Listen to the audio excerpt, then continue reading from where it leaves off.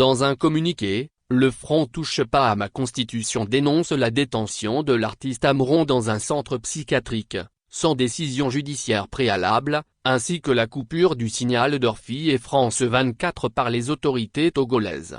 Touche pas à ma constitution. Alors qu'Ameron continue de subir des injections forcées, la seule préoccupation du régime est la suspension de France 24 et d'Orphie. Ce lundi 16 juin 2025, alors qu'aucune procédure judiciaire n'est engagée contre l'artiste, l'avocat d'Ameron n'a toujours pas accès à son client qui est toujours détenu contre la volonté de sa famille, dans un centre psychiatrique où il subit des injections dont on ignore le contenu.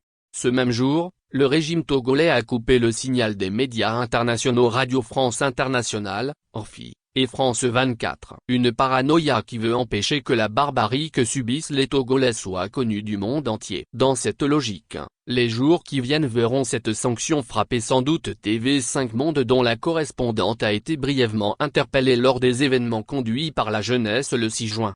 Comme c'est l'habitude de ce régime, il faut aussi s'attendre prochainement à une éventuelle perturbation organisée ou même la suspension pure et simple d'Internet. Un scénario classique des autorités togolaises. La chape de plomb sur l'information s'étend inexorablement à l'approche du 26 juin, date retenue par la jeunesse togolaise pour s'exprimer à nouveau publiquement.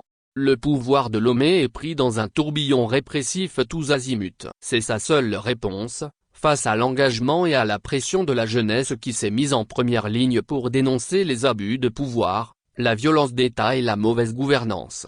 Tout cela se déroule dans le contexte des arrestations arbitraires et des actes de torture exercés sur les détenus politiques. Le pouvoir ne se donne plus aucune limite, depuis qu'il a remplacé la constitution du pays, sans consulter le peuple, créant un désordre juridique.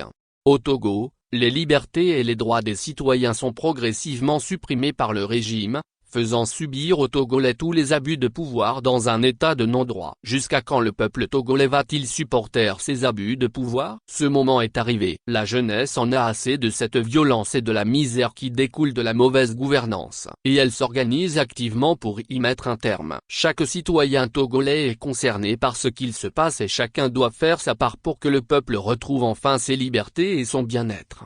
Que viennent les tyrans. Ton cœur soupire vers la liberté.